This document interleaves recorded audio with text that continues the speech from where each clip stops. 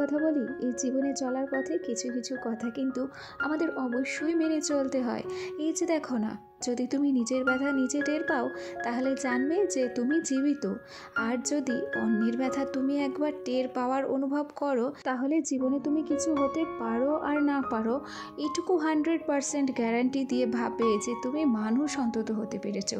একজন ভালো মানুষই পারে অপরের ব্যথা টের পেতে, জানো। যাই হোক, অনেক গল্প অনেক কথা হবে তোমাদের সাথে, তার আগে নিজের পরিচয়টা দেব।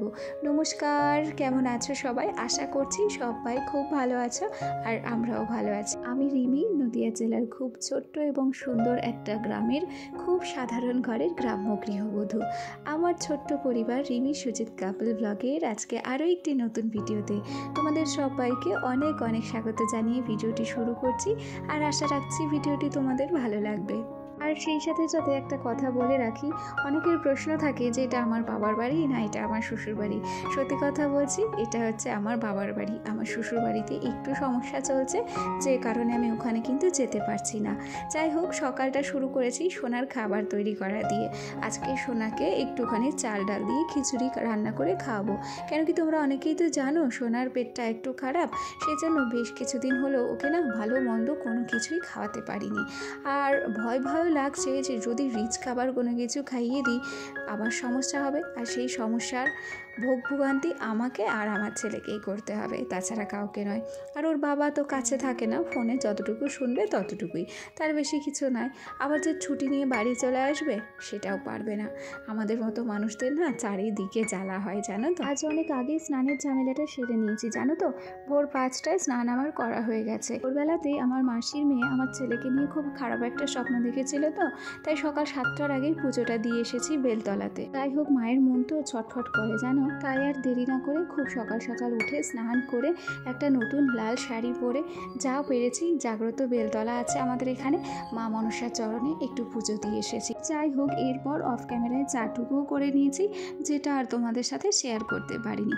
আর সোনাকে ওদিক থেকে খিচুড়িটা খাওয়াবো বলে খিচুড়ির চাল ডালটাও ভিজিয়ে রেখেছি, আর সবজিগুলোও কাটা হয়ে গেছে।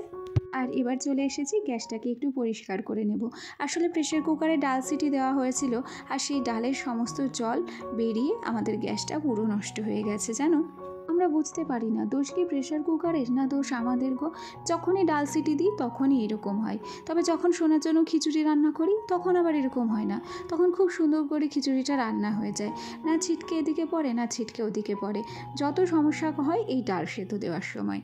আচ্ছা, তাহলে কি ডালে জল বেশি হয়? কেউ যদি জেনে থাকো প্রেসার কুকারের সম্পর্কে অবশ্যই আমাদের জানাবে। হ্যাঁ, আমাদের সত্যি কথাই বলছি, এই জিনিসটা বড্ড অজানা গো। চলো একটু বাইরে যাই আর বাইরের আবহাওয়াটা তোমাদের সাথে শেয়ার করি, যদিও বা সারাদিন বৃষ্টি হচ্ছে। ওদিক থেকে গ্যাসটাকে তো সুন্দর করে মুছে নিয়েছি, তবে গ্যাসের এই যে এগুলোকে কি বলে, যাই হোক, ওই তো কি যেন বলে, যাই হোক ওই যে গ্যাসের বলতে পারলাম না, এটা নাম কি আমি ভুলে গেছি। ঠিক আছে, গ্যাসের এই বার্নারগুলোকে ভালো করে ধুয়ে নিয়ে চলে এসেছি। আর বাইরে দেখো ছিপছিপ করে বৃষ্টিও পড়ছে।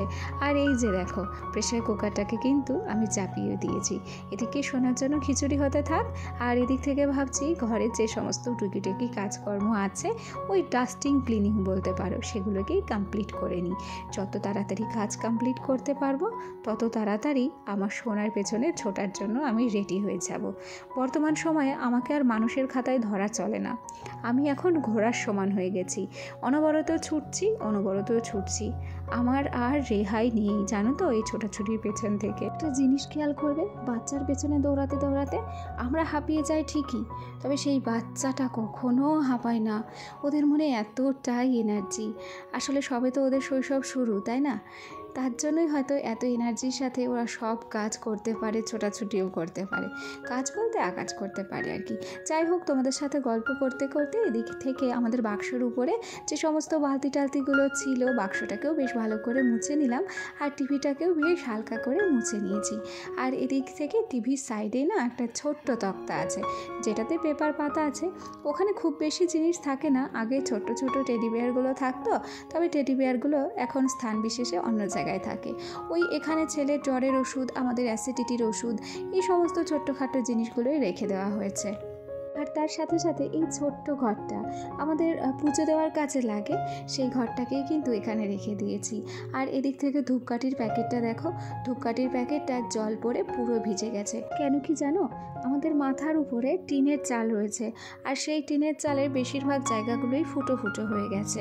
হনুমানে লাফ দেয়, তারপর স্ক্রু বসানো আছে, সেগুলোতে জং ধরা আছে, সেগুলো দিয়ে কিন্তু জল পড়ে, আর সেই জল পড়ে ধূপকাঠির প্যাকেটটা পুরো ভিজে গেছে। যাই হোক, ঘর থেকে সোজা চলে এলাম বাইরে এসে মিটকেসের উপরটাকে একটু পরিষ্কার করে নিচ্ছি। আগের দিনই ভেবেছিলাম পরিষ্কার করে নেব, তবে সেদিনকে আর সময় হয়নি, আর সেই জন্যই আজকে আমাকে আবার দোনো খাটনি খাটতে হচ্ছে আর কি, তার বেশি কোনো কিছুই নয়। এদিক থেকে কাজবাজগুলো খুব তাড়াতাড়ি করার চেষ্টা করছি জানো, কেন কি একে তো বাইরে বৃষ্টি পড়ছে, আর যাবো একটু বাজারে, শোনার জন্য বেশ কয়েকটা খাবার দাবার কেনার কথা আছে। ওই যেমন টুকিটাকি ধরো সুজি, সাবু, ডালিয়া, এই সমস্ত জিনিস, আবার বিস্কুট, বাদাম, যেগুলো আমার সোনাকে প্রত্যেক দিন খাওয়াই আর কি, সেগুলোই। দেখো এখানে একটা কথা কি বলো তো, যতই আমাদের চাকরির বেতন আসুক না কেন, সেই চাকরির বেতনটা তো বাধা বেতনই আসে, আর সেই জন্য আমাদেরকে না অনেকটা হিসেব করেই চলতে হয়। কেন কি এক চাকরির বাধা বেতনে ছেলে সামলানো, নিজেদের খরচ, সংসার চালানো সব কিছুই করতে হয়, আর সবচেয়ে বড় চিন্তা হচ্ছে ভবিষ্যতের জন্য কোনো কিছু সঞ্চয় করে রাখতে হয়। সুতরাং যদি একটু হিসাব নিকেশ করে না চলি, তাহলে অসুবিধার সম্মুখীন আমাদেরই হতে হয়। এমন না যে চাকরির বেতনটা এ মাসে না আসলে আর চলবে না, তা কিন্তু নয়, তবুও ওই যে একটু আধটু কিন্তু ভেবেচিন্তে আমাদের চলতেই হয়। আসলে কি বলতো, একটাই বাধা ইনকাম, আর তার উপরে মধ্যবিত্ত সংসার। সুতরাং এই মধ্যবিত্ত সংসারে গোনা ইনকাম তো যদি একটু বুদ্ধি করে আর হিসেব করেই কেনাকাটা করি, খরচও করি, তাহলে একসাথে জিনিস কিনে রাখলে খরচাটাও কম হয়, আর ভেবেচিন্তে একটু সাশ্রয়টাও করা যায় আর কি, এছাড়া বিশেষ কিছু নয়।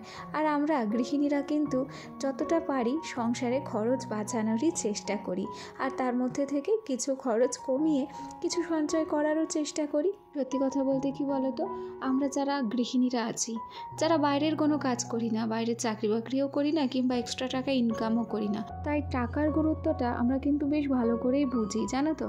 আর যদি নিজেরা ইনকাম করতে পারতাম, হয়তো সাশ্রয়ের কথা ভাবতাম কি ভাবতাম না জানি না, তবে একটা ইনকাম তো, সেই জন্য সাশ্রয়ের কথাটা আমাদেরকে কিন্তু সবার প্রথমেই মাথায় রাখতে হয়, তাই না? যাই হোক, চলো তোমাদের সাথে গল্প করতে করতে ওদিক থেকে ঘরের কাজকর্ম তো সমস্ত কিছুই হয়ে গেল, আর তারপরেই সোজা চলে এলাম ঘরটাকে ঝাড় দিতে।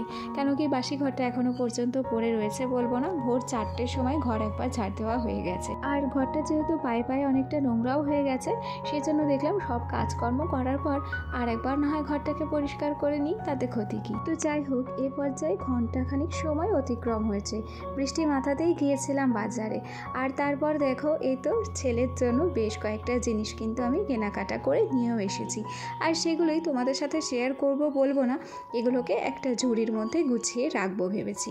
এদিক থেকে এনেছি একটু চাউমিন, তারপর সোনার জন্য সুজি, ওই যে বললাম তাল মিছরি, ডালিয়া, সব কিছুই আনা হয়েছিল। আসলে কি বলতো, আমি প্রত্যেকটা মাসের শেষ হোক কিংবা শুরু, এইভাবেই না একটা খাতায় লিখে লিখে হিসেব করে তবেই বাজারে যাই, তাতে করে আমি বাজারে গিয়ে ভুলেও যাই না, আবার দেখা যায় সমস্ত জিনিস কিন্তু গুছিয়ে নিয়ে আসতেও পারি, আবার একটা হিসেবও চলে আসে যে এ মাসে মোটামুটি কত টাকা এই টুকিটাকি বাজারে খরচ হলো, সেটা আমার খাতাতেও হিসেব থাকে, সেক্ষেত্রে আমার অনেকটা সুবিধা হয়, তার বেশি কোনো কিছুই নয়। যাই হোক, চলো ছোট্ট ছোট বাজারগুলো তুলে রাখছি ঝুড়িতে, আর সেই সাথে সাথে আমার আজকের ভিডিওটি এখানেই শেষ করছি। ভিডিওটি ভালো লাগলে লাইক করে দিও। আজ আসি, টাটা।